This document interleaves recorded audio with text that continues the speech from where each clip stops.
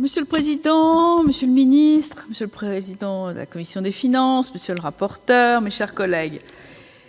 Une impression de déjà-vu sur ce verrou de Bercy qui revient comme Mars en carême. Ça fait déjà 3 fois que le Sénat a voté sa suppression et aujourd'hui, la proposition de loi de notre collègue du groupe socialiste arrive. C'est dommage qu'elle ne soit pas arrivée sous la législature précédente. On aurait peut-être pu venir à bout de ce verrou.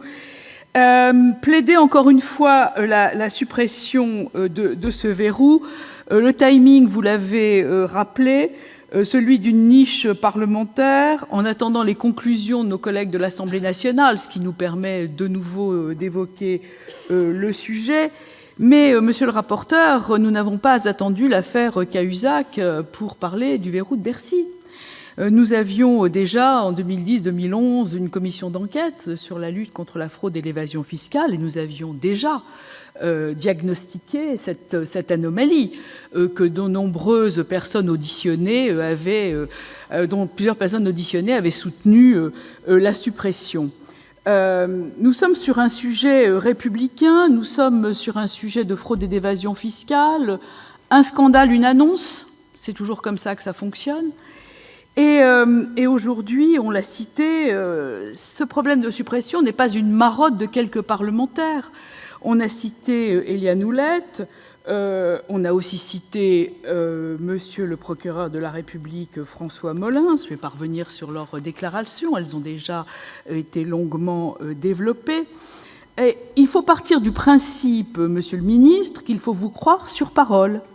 C'est-à-dire que le verrou est plus rapide, plus efficace, qu'il rapporte plus d'argent et que, naturellement, si on levait ce dispositif, les tribunaux seraient engorgés. Et donc, partant de ce postulat et partant du principe qu'il faut vous croire sur parole, il faut maintenir le dispositif tel qu'il est. Alors, je note avec intérêt que vous acceptez aujourd'hui, au poste qui est le vôtre, des aménagements. Et je me souviens très bien qu'en 2013, notre collègue Anziani, parti au champ d'honneur du non-cumul des mandats, avait fait des propositions qui n'ont malheureusement pas été adoptées, mais notre collègue Anziani avait multiplié les propositions qui auraient pu, il y a 3 ans, améliorer d'ores et déjà les dispositifs de transparence. Parce que ce qu'on reproche à ce verrou, c'est son manque de transparence. C'est son manque de transparence, c'est surtout ça le problème. Aujourd'hui, tout le monde veut de la transparence, il suffit voir le traitement des parlementaires et le traitement de la haute autorité pour la transparence de la vie publique, très bien.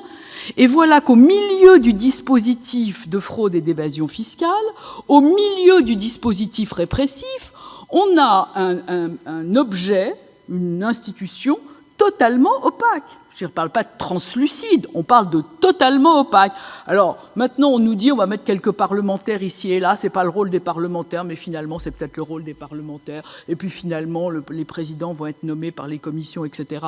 Enfin, c'est pas le rôle des parlementaires d'assister à ce genre de choses. Le rôle de l'institution, c'est d'être transparente. Alors, effectivement, on a un rapport. Alors, je me le suis quand même procuré.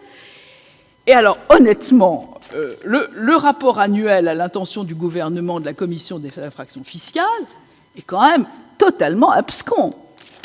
Il y a là-dedans un nombre de camemberts supérieur à la production du bon village de Camembert, du bon département de l'Orne que je représente.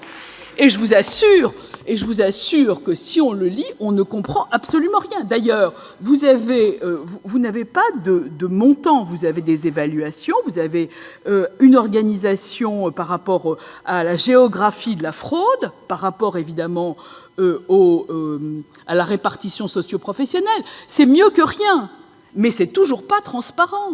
C'est toujours pas transparent. Donc moi, je veux bien vous croire sur parole et penser que ce verrou qui va arriver à transiger et qui transige un certain nombre de dossiers est meilleur que la procédure judiciaire. Mais la transaction, elle se fait entre combien et combien ? C'est quoi la marge avec laquelle ce verrou travaille ? Vous avez une créance de 100, vous transigez à 30, vous avez une créance de 100, vous transigez à 70, il est comment le gap de la transaction? Quel est votre niveau d'estimation d'une bonne transaction? Si on arrivait à avoir ces éléments, je pense que la question du verrou dans son maintien serait probablement moins d'actualité et moins prégnante que ce qui se passe aujourd'hui avec ce manque d'information. C'est surtout ça qui choque les parlementaires, et pas seulement les parlementaires, Transparency, et puis aussi les magistrats. Alors on me dit, oui, mais enfin c'est normal, les magistrats veulent plus de pouvoir, c'est leur rôle, et puis les gens de Bercy veulent plus de pouvoir parce que c'est leur rôle.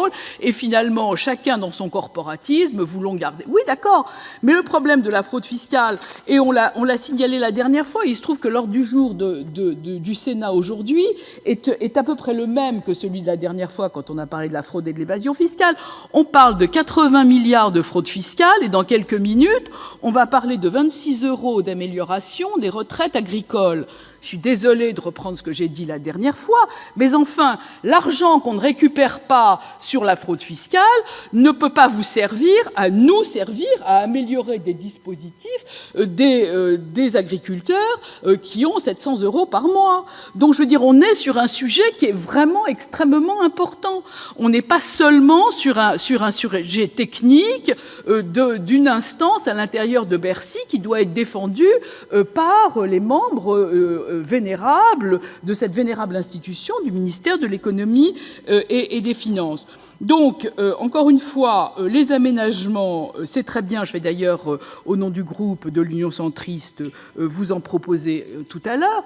Mais ce que je vais surtout vous proposer, Monsieur le ministre, puisque ce n'était pas vous qui étiez au banc la dernière fois, c'est que, puisque c'est l'époque des réformes et singulièrement de la réforme constitutionnelle, nous mettions à l'ordre du jour, en modifiant l'article 34 de la Constitution, la lutte contre la fraude et l'évasion fiscale.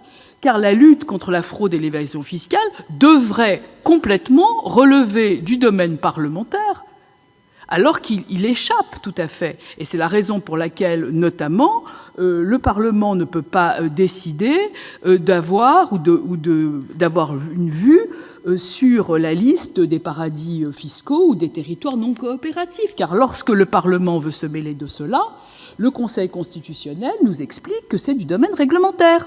Donc, puisque on va bientôt modifier cette Constitution, moi je proposerai un amendement de façon à ce que la lutte contre la fraude et l'évasion fiscale relève complètement du domaine parlementaire. Et dans ces cas-là, nous aurons tout loisir de pouvoir encore proposer des dispositifs. Alors, le groupe de l'Union centriste n'est pas favorable dans sa majorité à la suppression pure et simple du verrou, qu'à titre personnel je voterai, mais nous avons proposé un amendement d'assouplissement, et puisque vous avez l'air, Monsieur le ministre, d'être tolérant sur les assouplissements, ce sera un bon signal que vous acceptiez l'amendement que nous allons proposer tout à l'heure. Je vous remercie. Merci, chers collègues.